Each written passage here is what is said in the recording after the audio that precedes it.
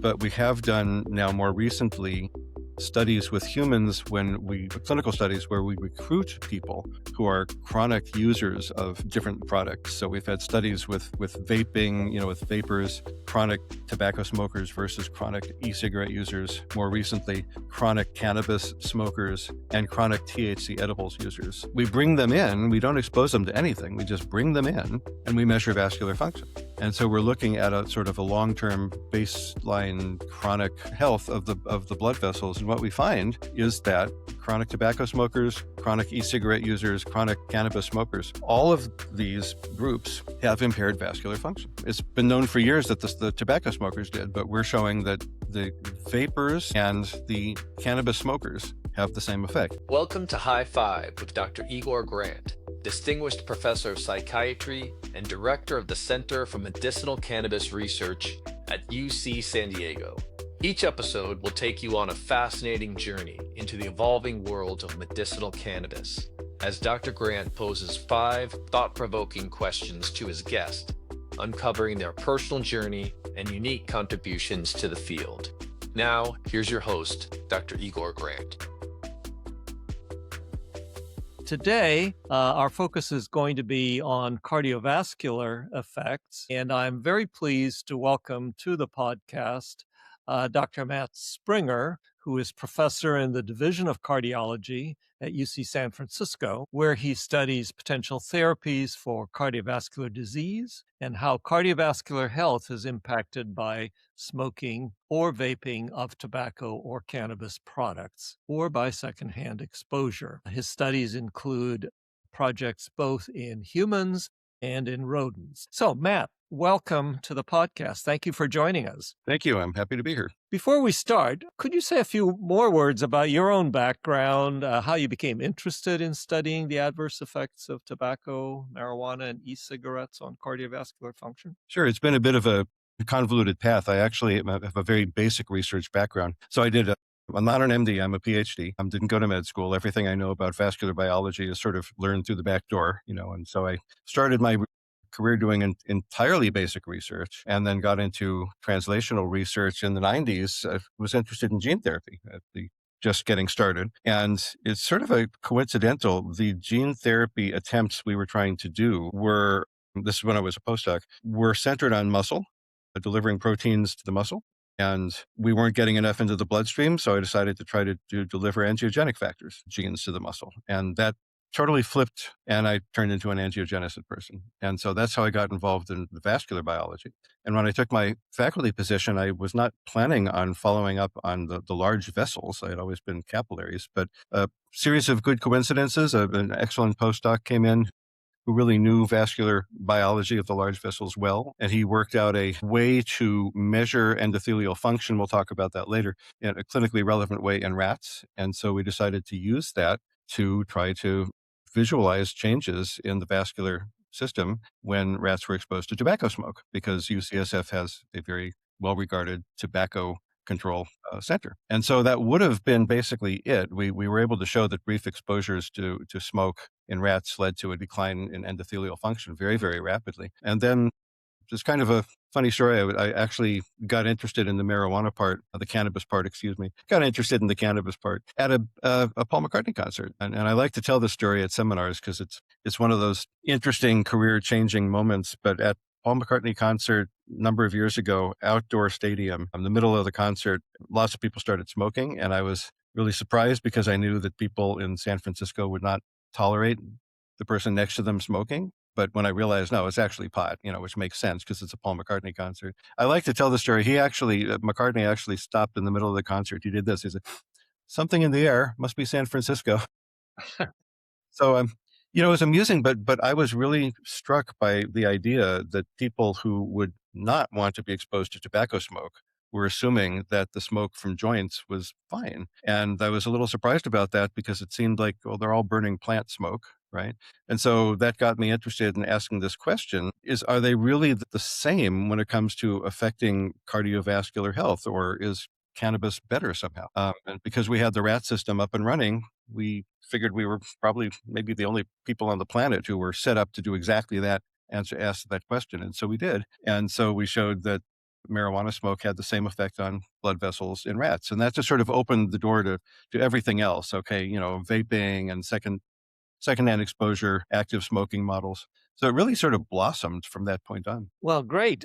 Yeah, and that's actually a great segue into where I'd like to start. And again, when we talk about cardiovascular function, there are obviously many different ways to measure and examine cardiovascular function.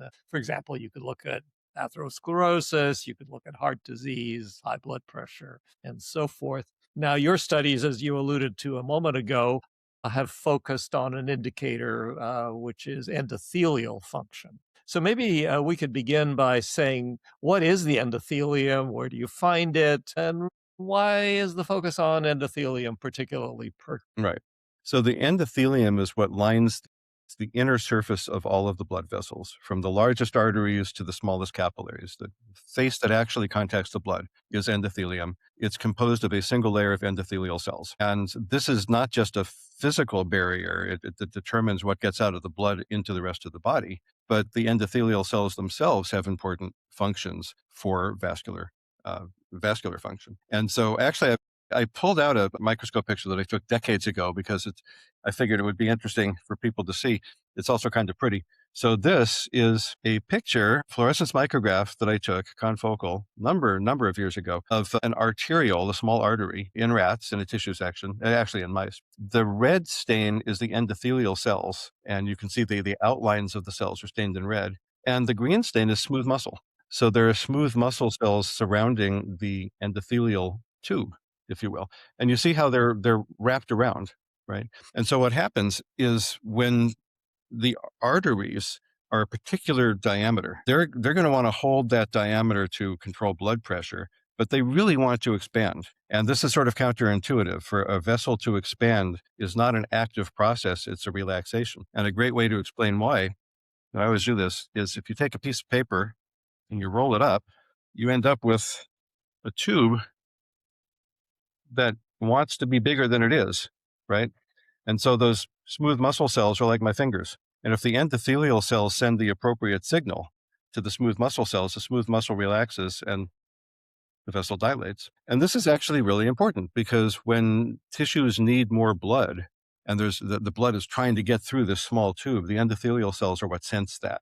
And when they sense that, they send the signals to the smooth muscle to relax, open up, and allow more blood through. And this is a constant real-time change. It also keeps the vessels flexible, helps prevent the formation of atherosclerotic plaque over the years. And in general, it's a sign of good cardiovascular health if your vessels are free to do this. Now, a number of things make this worse. A number of things make it better. And it's been known for a long time that smoking and secondhand smoke exposure, we're talking about tobacco, impair this ability. So if people are smokers, then when this process is stimulated, and we can talk about that later, when it's stimulated to occur, it doesn't happen as much. And so this is an indication that this crucial process has been blunted somehow. And it's got implications to the current health, but more importantly, it's got implications to future health. So we have two things, and maybe I'm getting ahead of myself, but I think this is useful context.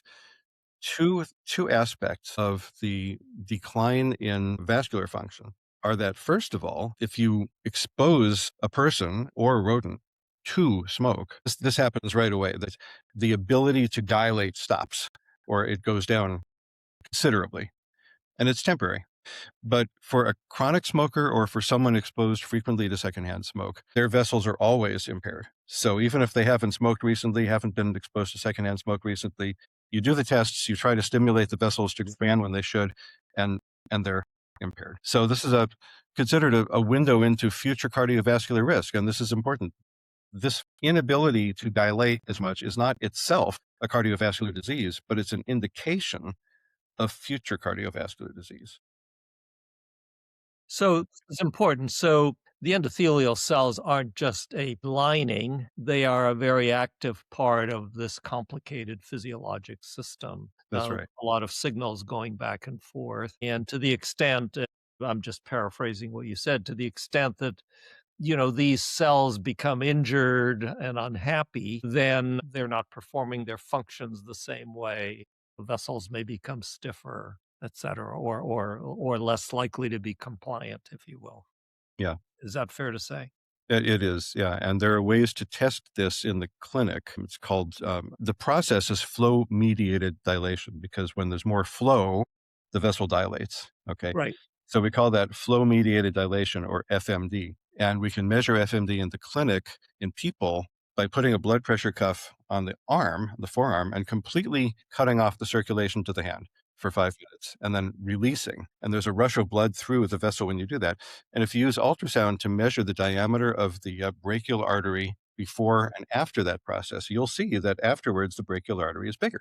That's FMD. And so the percentage by which it grows is an indication of how healthy the vessel is. And so by doing that, we can look and see what lifestyle choices, what products, what exposures, what foods, et cetera, can blunt this process. And you said that cells are injured, and maybe we can get a little bit more nuanced on that, because it's not a physical injury. It's not like if you look at the cell, the endothelial cell, you won't see any difference. It's an internal signaling defect. So the cells are supposed to produce the molecule nitric oxide when they're stimulated when they want to stimulate the vessel to grow. And less nitric oxide is produced when Mhm. people are exposed to smoke. And there's a whole, bunch of biochemistry that goes into that I don't think we need to talk about. But the good sort of 30,000 foot level picture is that these cells have not been physically injured, but their ability to respond to the signal has been blunted. Right. And it's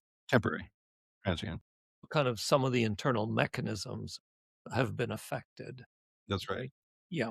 Well, so that brings us to another question. You've worked with both rodents and people. Tell us a little bit about how that translation works. How do we know what you find in rodents really is true in people and so forth? Right. Tell us a little bit about your rodent model, maybe first of all. What do you really do to the poor critters? Well, so let's reconstruct the history of this then, because the first thing that we did was we started with rodents. So we've studied humans too, right? We started with rodents, and this is a couple of decades ago. And this postdoc that came in that I had mentioned was very interested in FMD in humans. He wanted to set up a This is system in the rats. flow mediated dilation. Flow-mediated dilation. Right, the vascular function. So, like I described, in the humans, we cut off blood supply temporarily and release and measure with ultrasound.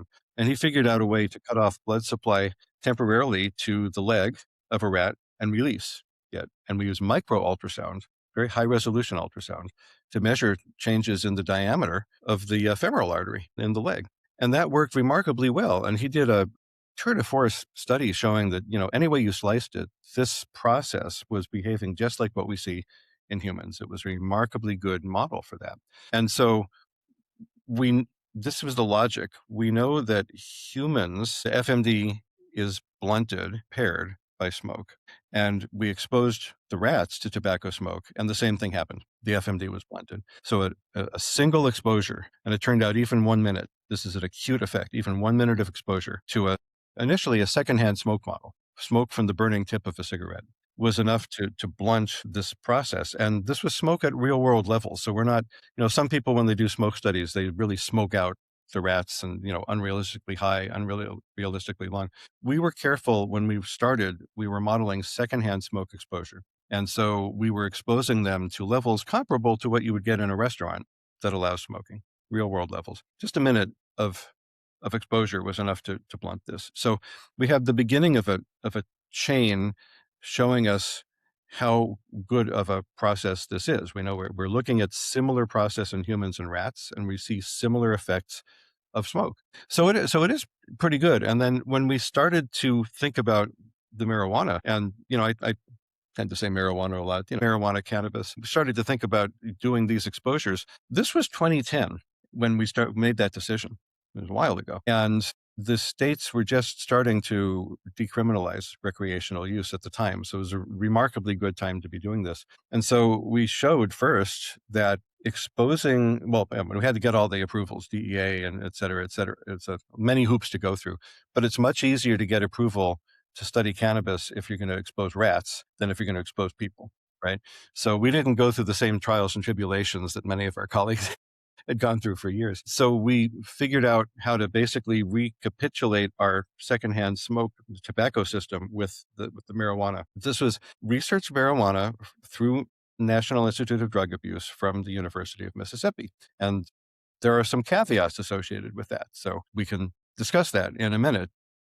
This is the standardized research marijuana that researchers have until recently been allowed to use. And so that's what we were using. Excuse me. And one of the nice things about that is that we could also get so-called placebo marijuana. It's all the cannabinoids had been extracted from it. So whether we made a joints or cigarettes of normal cannabis with relatively low THC for modern times, it was about 5% THC. So, previous generation, but still, whether we were using that or the placebo marijuana that had no cannabinoids, the effects of the smoke on the rats were the same. They mimicked what we saw with tobacco smoke.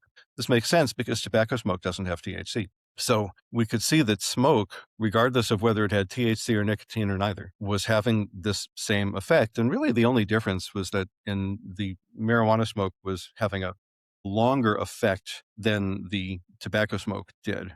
So this vascular function is restored after about 30 minutes with tobacco smoke. It took more like 90 minutes with the cannabis, but there are other differences in the exposures, and I don't read too much into that. To me, the important thing is that they had similar effects. So now you look at this and you say, and everyone was asking us, is this relevant to humans, right? I mean, it is a rat. And we've always had that asterisk during all of these studies, but it's a rat, right? So initially the logic was tobacco smoke affects humans and rats similarly. Humans and rats, we can measure vascular function in the same way. Marijuana smoke and tobacco smoke affects rats similarly. And so the last piece of the puzzle is it just sort of made sense to infer that the cannabis smoke would be affecting humans similarly to how tobacco smoke affects humans and how the cannabis affects rats. So now we've never exposed people to this, like I've said, but we have done now more recently studies with humans clinical studies where we recruit people who are chronic users of different products. So we've had studies with vaping, with vapors, chronic tobacco smokers versus chronic e-cigarette users, more recently, chronic cannabis smokers and chronic THC edibles users. We bring them in, we don't expose them to anything, we just bring them in and we measure vascular function.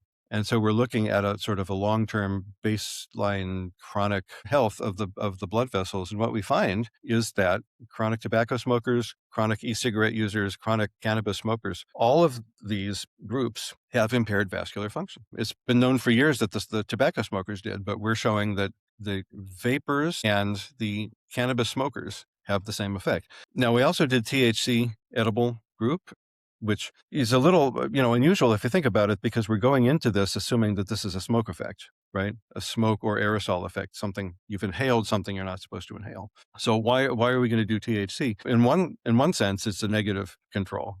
If you expect that this is because of the smoke, not the THC, you know that smoke without THC does it, right? It's the smoke and not the THC, then presumably the THC edibles are not going to have the same effect. Well, they did. And that was I think one of the reasons that people have noticed our study is because it wasn't just the chronic cannabis smokers, but also the chronic users of THC edibles also had impaired vascular function. But without going too much under the hood into too much detail, there were other studies that we did about serum taken from all of these people and the effects that serum had on endothelial cells in a dish, culture dish, right? And what we found was that the chronic tobacco smokers, e-cigarette users, and cannabis smokers had serum that had been changed in a way to adversely affect endothelial cells in culture, but the chronic THC edibles users' serum did not. So even though the THC edibles users also have poor vascular function, there seem to be different mechanisms, different causes for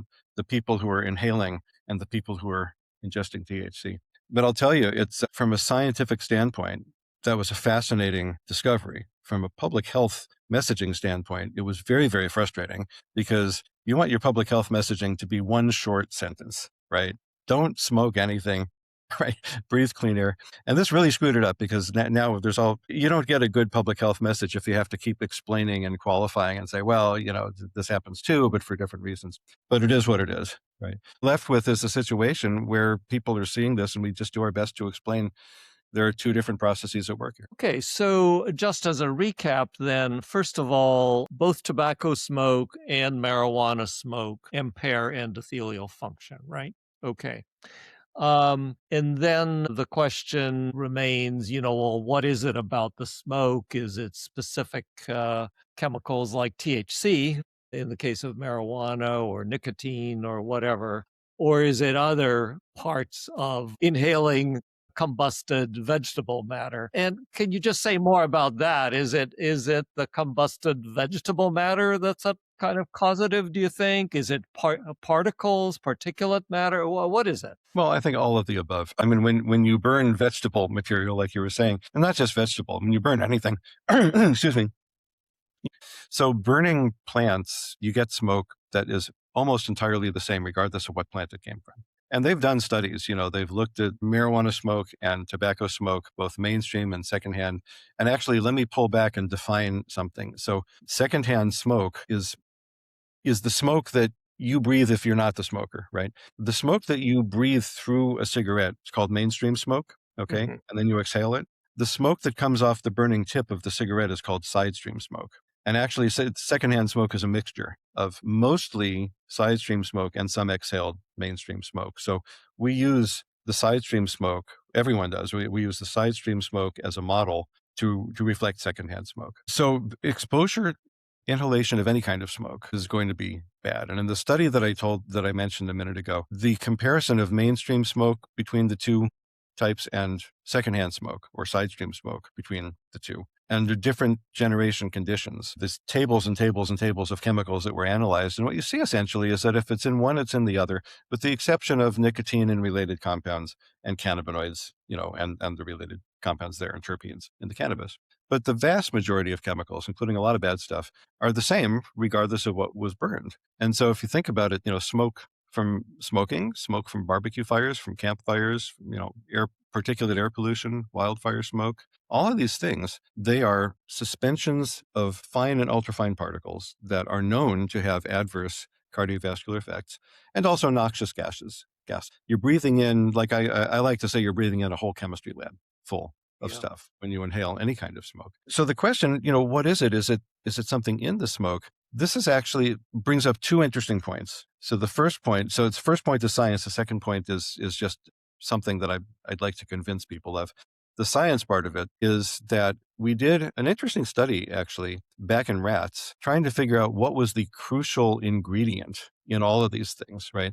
So just to skip over many, many years of work, in rats, we had shown that FMD, this vascular function, was impaired by side stream tobacco smoke, mainstream tobacco smoke, side stream marijuana smoke, mainstream marijuana smoke, e-cigarette aerosol, even without nicotine, and this has been shown in humans too. Smoke from cannabis leaf vaporizers, aerosol from cannabis leaf vaporizers like the Volcano and the Pax, aerosol from the so-called heat not burn or heated tobacco products like IQOS for tobacco. All of these things, the stuff that came out of the product was impairing FMD. And at one point that started to become almost embarrassing because it's like, okay, everything we have the rats inhale has this effect, except for air and water vapor. Everything else had this effect. We even tried inhaling them to essentially exposing them to clean dust, so inert carbon particles, to mimic the particulate nature of smoke without any of the chemicals. That impaired FMD. We also exposed them to acrolein, which is a noxious gas found in smoke and the aerosols at levels similar to what they would be in smoke and aerosols, and that impaired it.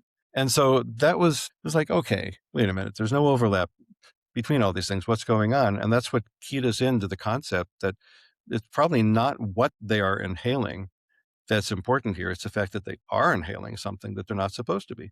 And so we thought maybe it's all a result of airway irritation. Actually, we showed that, in fact, it does appear to be that way. If you deactivate essentially the main nerve that's responsible in the rats for telling the rest of the body what the airway is experiencing. So if there's airway irritation, this nerve sends the signal to the rest of the body, and you deactivate that. Suddenly now smoke does not impair FMD. Mm-hmm. And we've shown the same thing happens with marijuana smoke and with IQOS and with e-cigarette aerosol, right? So this really does seem to be not a matter of a chemical, but a matter of something you're inhaling that, you're not supposed to inhale. That's acute. So when we look at chronic users, I don't know that the same effect is happening there, right?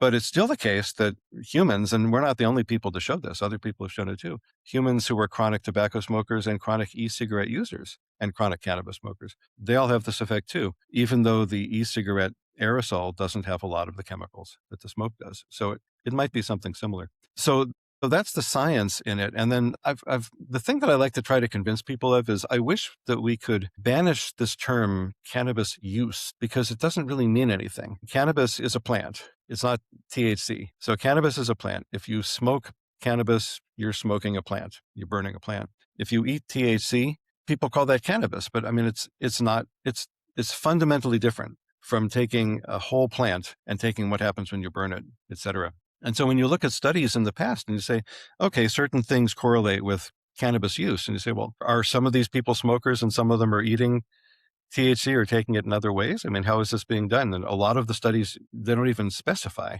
right? So I think it's important to keep this in mind that a lot of people who study cannabis go into it because they're interested in the cannabinoids. And for them and for a lot of the public, this cannabis smoke is something that is carrying the cannabinoids, right? And you don't really think about the smoke. Since I'm coming the other way, I'm coming in as a smoke researcher. I look at it as, oh, it's smoke, and it just happens to have cannabinoids in it, which are probably having some other effects, but the smoke itself is going to have effects. And so I really would like to distinguish between this. And if I could just wave my hands magically and say, okay, the world will stop using cannabis as a term for THC, I would be delighted because I think the science would get much better. Yeah. Well, I think being precise is important, of course. I was very interested, though, you're basically saying that part of this effect on cardiovascular, has to do with effectively, if I understand it, the irritating effect of inhaling something you're not supposed to inhale, right? Something like But for that. the acute effect, yeah, For the acute, okay. yeah. Now, is it possible? I mean, this is now going down. Shouldn't have two scientists talking to each other. People are going to roll their eyes up. But when you talked about the nerve, I'm assuming you meant vagus. That's right. Yeah. So have anybody done a vagotomy experiment to see if you still have this effect? Well, that's what we did. When I said we deactivated, Oh, I'm sorry, I missed that then. Yes. Say it again then. Yeah. Well, I said deactivated because I'm not sure, the audience for this, I don't know how much people know about the anatomy involved. But yes, We're probably getting way ahead of our skis here in some cases, but we yeah, can but explain it. that's okay because that is the experiment, and it's a terminal experiment. The rat is asleep, you sever the vagus nerve, the rat never wakes up. It's not, for humane purposes, this is not an issue. But when the vagus nerve is severed, that's when it, suddenly smoke doesn't impair FMD anymore. And as a matter of fact, in addition to that, we did one more series of experiments. And again, I don't want to get too technical here, but there are biochemical pathways and signaling pathways that occur inside cells. When damage is recognized by the body, certain signals are activated. And one of them is called RAGE, receptor for advanced glycation end products. For those who know this stuff, RAGE. It's kind of an all-around signal that something is bad is happening, and okay, throw up the defenses, do something about it, right? And if we inhibit RAGE in rats, we give them a drug that inhibits RAGE. Also, in that case, smoke from tobacco cigarettes and aerosol from e-cigarettes, the only two things we've tested here, they stop impairing vascular function. Mm-hmm. So we have this, the vagus nerve is involved and the RAGE signaling pathway is involved in ways that we're not sure about how it works. Okay, so coming back to kind of what kind of people out there might be interested in is, there continues to be this idea that, if you use a vaporizer, or for that matter, if you eat something rather than inhaling it, somehow that's better. But you're saying... Well, I'm saying, wait a minute, but partially. This gets really nuanced because people have a tendency to look at the systems they study and say, that is truth, that is reality. So cardiovascular researchers who study this sort of thing, and I'm constantly reminding the people in my group, we have to be careful about this. If your interest is cardiovascular effects, and if you see cardiovascular effects, if that's what you're studying, and you see that tobacco and cannabis have the same effect, and vaping, e-cigarettes, right? The same cardiovascular effects, and you say, these are the same, They're just as bad. One is just as bad as another.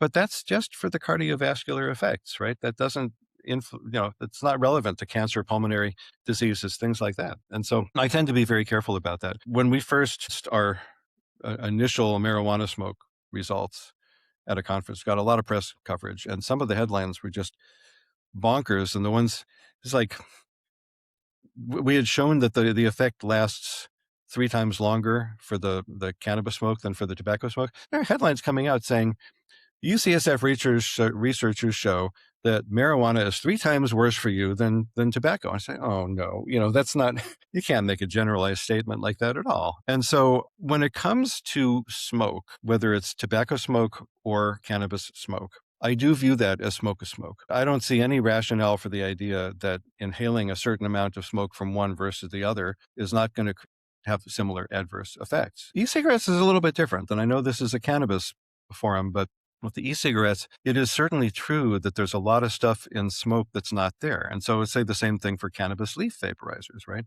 A lot of stuff in smoke that's not there in the aerosol that comes off of these things. And so almost certainly there must be some damaged disease states where the smoke is worse for you than the aerosols, right? So I do, want to say that when we're talking about what the relative risk is of using these things, our studies are only looking at cardiovascular effects. And I would say that if you're using any kind of combusted material, and apparently also the vaporizer aerosols, you're looking at the same potential risks. But then that's a scientific statement. And then you have to start translating that into real world. How does this really affect the real world population, real world humans? So it certainly matters how much you use the product, how much you're exposed to it. People initially were saying, hey, people don't smoke as much marijuana as they do tobacco.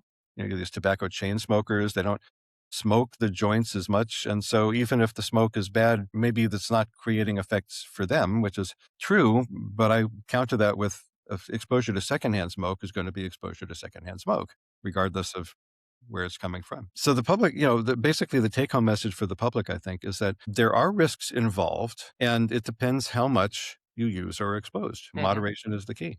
Yeah. And in fact, in our paper that we published recently about the chronic cannabis smokers and THC edibles users, we saw that vascular function was reduced in both of those groups. And remember, that doesn't mean that the cannabis and THC caused the effect. We cannot conclude that from a single time point study that we did. All we can say was there was an association between being a chronic cannabis smoker, chronic THC edibles user, and having poor vascular function. But we also saw that there was a dose response. So when we asked people as part of the recruitment process, how much do you use, right? How much THC are you eating per week? How many times per week are you smoking? There was a dose response. And basically, the more you did it, the worse your vascular function was, which makes sense. But if you take that back the other direction, it implies that there's a point at which if you don't use very much, you're not going to have an appreciable effect on your cardiovascular function, right? And so I come out of this and I say, okay, so moderation is the key. If people are going to be using things like this, just be aware. Don't go into it thinking, oh, it's cannabis, there's no risk whatsoever. Right? Just be aware that it could be creating problems. And I like to use the Big Mac analogy, or bacon or things like that. I mean, I know that bacon is bad for me, and I have bacon every now and then. But knowing that bacon is bad for me, I'm not going to have it every day. Simple as that. And that's the take-home lesson I'd like people to get. This is for active use. I'm much more aggressive when it comes to secondhand exposure, because someone intentionally doing something, as long as they're making an informed decision, is fine with me. But if you're involuntarily exposed to something, that's not fine with me. And so really, that's the secondhand aspect of cannabis that got me interested in the first place. And we hope to be able to show whether the people who are frequently exposed to secondhand smoke from cannabis have poor vascular function like the people exposed to secondhand smoke from tobacco. And we're still recruiting for that part of the study. Harder to find people who are exposed to secondhand smoke without doing any, they're not exposed to tobacco, secondhand smoke. They're not using any of these products. But that's sort of my holy grail, is to find out, are people who are involuntarily exposed to secondhand smoke from cannabis, are they harming their cardiovascular health as they would be if they were exposed to tobacco secondhand smoke. So that's really a good point to kind of also conclude on, that we're talking about not only the person themselves potentially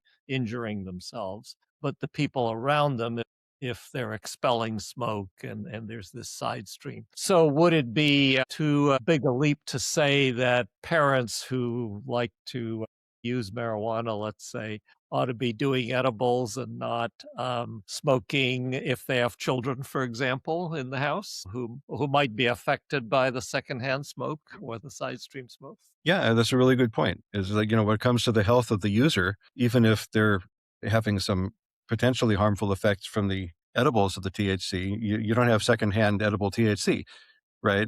So, yeah, from the standpoint of exposing people around them, clearly eating something is going to be a better situation than inhaling something and At exhaling it. least environmentally better, Yeah, if not better for you. no, but better for the bystanders, better for the family members or the people being exposed. Absolutely. And this is where the whole medicinal thing becomes really thorny, because of this whole debate that you frequently have with marijuana use in public. It's like, okay, let's say in multi-unit housing, for example, that's where it really hits. People say, look, I use this medicinally. I use it. I need to use it, right? You don't have the right to tell me not to use it. And the person in the unit next door is smelling the smoke, and the smoke is getting into the unit, and say, well, but I have a right to breathe clean air, right? This is a real problem. And so, yes, edibles are a way to solve that. I understand that some people who use this for medicinal purposes have difficulty eating things. And so it becomes very, very thorny. But I think that issues like that will benefit from being informed by the science, but I don't really have a perfect solution to this. Well, Matt, thank you for a terrific journey into one aspect of cannabis consumption, smoked and eaten in whatever, the effects on those nice endothelial cells, which are so important for our health. I do appreciate your taking the time, and I think it's a very important, the take-home messages that you just articulated. I don't know if there's any last-minute thing you would like to say before we wrap up. Well, I mean, I always like to say breathe clean air. I mean, that's one of them. That's still a sort of the How about main leaf blowers? You should be studying those too. leaf My God. blowers. Well, your gardener's going around with all those I mean, blowing all the dust into the air. I'll bet that's affecting us too. It probably is. And, a number of years ago, I was walking around at the San Mateo County Fair.